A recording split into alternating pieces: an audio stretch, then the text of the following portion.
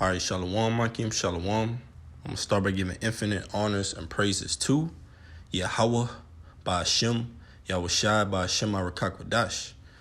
Double honors to the apostles of Great Millstone who rule well and teach well and are worthy of their double honors. Peace and blessings to you, Akim, pushing out this truth across the four corners during these last seconds of time. All right? It's your brother Waadia, GMS, Louisiana. All right? Back at you with another lesson, okay? And we're going to be getting into the humility required to maintain and operate amongst the men of the Lord and amongst the house of the Lord, okay?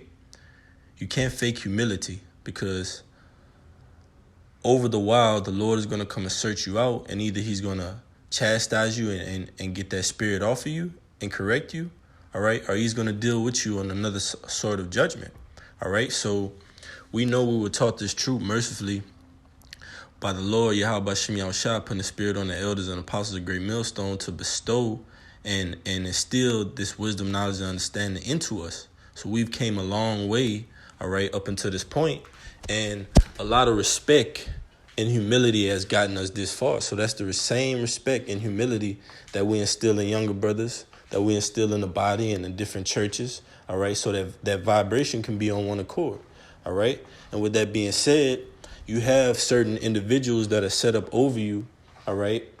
Elders, apostles, bishops, okay? Senior disciples, different men that are set up over you. And those men are set up over you not by the body, but by Yahweh Bashem Yahushua, man. Ultimately, through the Spirit, the Lord puts certain men over you to direct and guide you.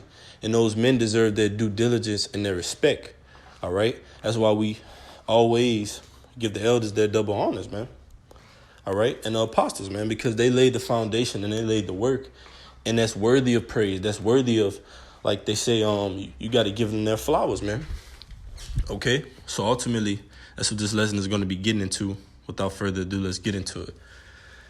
This is 1 Thessalonians chapter 5, verse 12. And I'm also get a couple words out of the Strongs so we could just elaborate, and the Lord willing, it'll be edifying.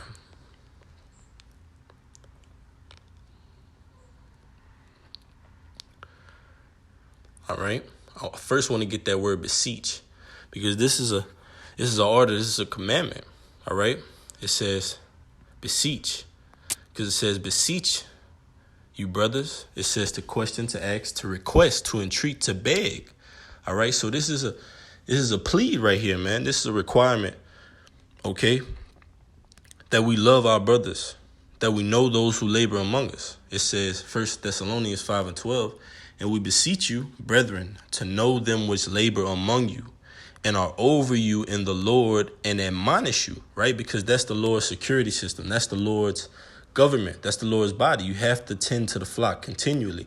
You have to make sure that flock is in that right spirit. And when you notice someone in the flock that's, all right, all the sheep are being herded, all right, a certain way, and you notice a member of the flock is just kind of drifting off in the spirit, or you might be needing a little bit drifting back in, all right, a little bit guidance, you have to tend to that. You have to address the issue, all right, so it doesn't become a problem in the long run. And that's a requirement of the Lord. But it first has to be laid out with humility and respect, because you have to give respect in order to get it. You can't just expect respect out the gate, man. You have to come in a humble, contrite spirit in order to get your penny. All right, your reputation, all right, your honor from the Lord, man, and it starts with humility. And you cannot fake humility. You can't put on a cloth like you're humble, but your actions, they show different, or your speech show difference, or your comments or remarks, they show otherwise. Okay, so the Lord is ultimately putting us in place so we correct these things, all right, because we all have different things we have to work on. So ultimately, the Lord puts men over you to do what? Help you work on your weaknesses so that they become strengths. All right, help you build up, help you be better. All right, help you grow. Okay, help you expand and become the best version of yourself. It's 1 Thessalonians 5 and 12 again. And we beseech you, brethren, to know them which labor among you. Let's get that word know. Okay, because you have to have an intimate relationship with brothers, and you can't put it off. You can't say, okay, well, I'm gonna get to know this brother next week or next month because the gap gets wider and wider and wider between you and that brother's relationship. You have to jump on it, man. You have to constantly be in talks with brothers, constantly be getting to know brothers, and you have to first start in your own house, man. You have to get to know brothers in your house. You have to respect brothers in your house, man. And you have to literally, genuinely do it, man. You can't fake respect either, man. You can't say you respect a person, all right, or this is my brother, but you ultimately have an underlying thing where you don't respect the man, or your actions or your thoughts reflecting that you don't respect him, man. All right? It says to know.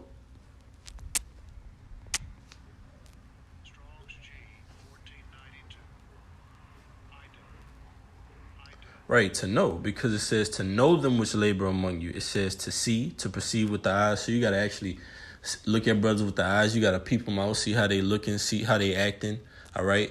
See if they taking on that spirit of the Lord. And you have to act in that manner. You have to take on to the likeness of other brothers. Hey, man, this brother is humble. This brother is very humble. This brother is very meek. This brother is very respectful. Oh, this brother, he has a lot of charity. You have to take on those characteristics of brothers. You have to add it on to yourself, man. Not stay in that same little box where you just want to be your own. You want to be your own man. No, you have to be the man of the Lord. You have to be a man of the Lord, man. You have to become a new creature, okay? Yeah, the old things are gone, man. It says 2 Corinthians 5:17. It says, therefore, if any man be in Yahushua Mashiach, he is a new creature. You see? So if you come to serve the Lord, you have to become a new creature. You have to take upon a likeness of the house of the Lord, the body, whether it is respecting another brother on side of you, all right, being courteous. And you have to actually mean it, because if you taking on an approach to where you're faking respect, you're faking humility, the Lord is going to make it known through your speech who you truly are. So ultimately, you're going to say things that just give away, like, oh, man, this guy ain't humble. Oh, man, this guy's doing it for himself. All right, he's not about the body of the Lord. He's about his body. All right, he's about his own what's the word I'm looking for? Clout, man. Okay?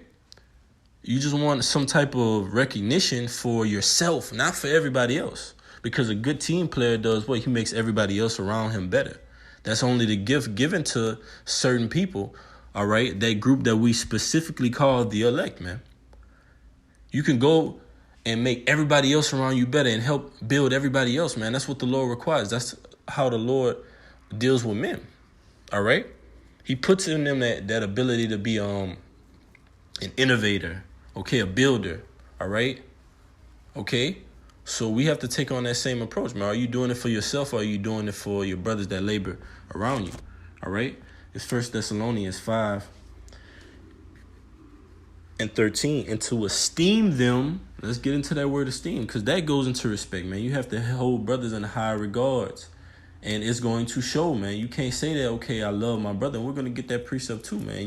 You constantly just not respecting the brother, and you might not actually be doing it directly. You might be indirectly disrespecting the brother, man. You can't do that, man. You got to get that demon off of you, man. Okay, that's not the spirit of the Lord.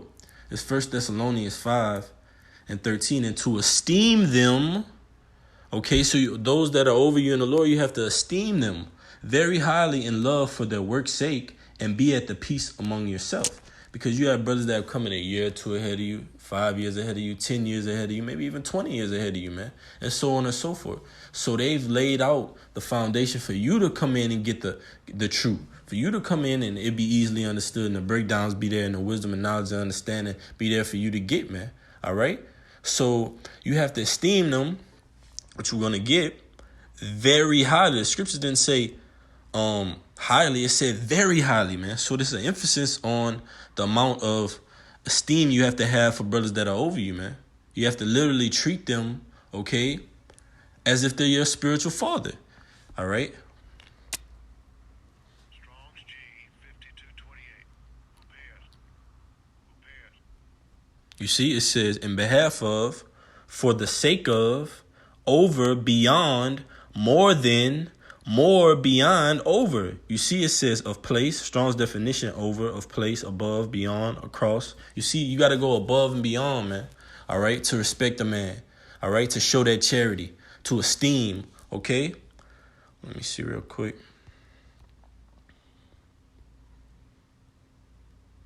Here you go. It's 1 Thessalonians 5:13 in the NLT. It says, show them great respect.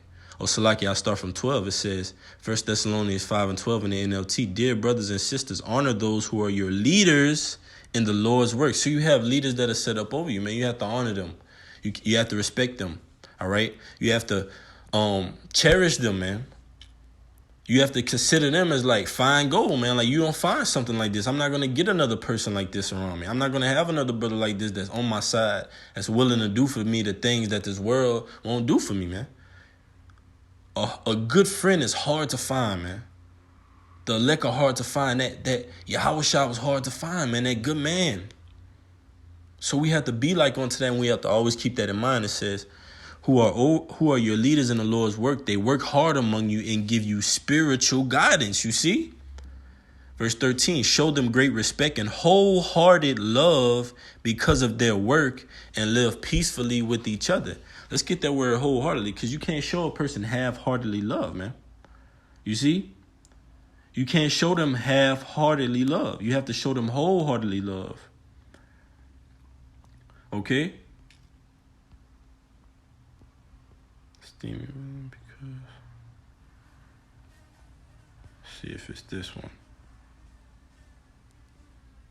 Okay. Yeah, man, wholeheartedly, man. You have to do it wholeheartedly. You can't be 50% respecting a brother, or 50% showing humility, or 50% showing charity or love, man. You have to lay it all on the line, man. And the Lord's going to give it back to you, man. You see? So let's get that word wholehearted real quick. Showing, it says wholehearted, showing are characterized by complete sincerity and commitment.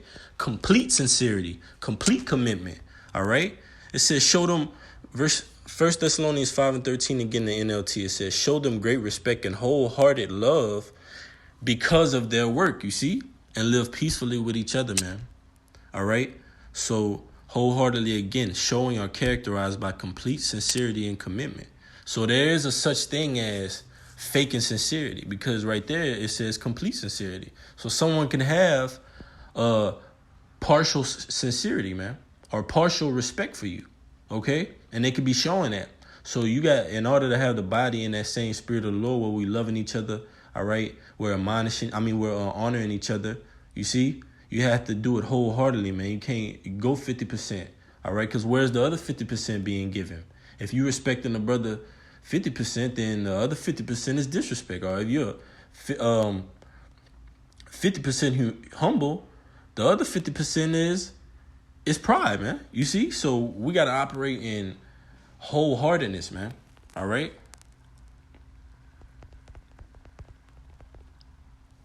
Let's see.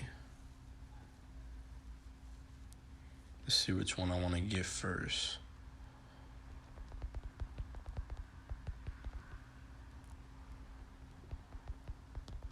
Trying to roughly paraphrase it.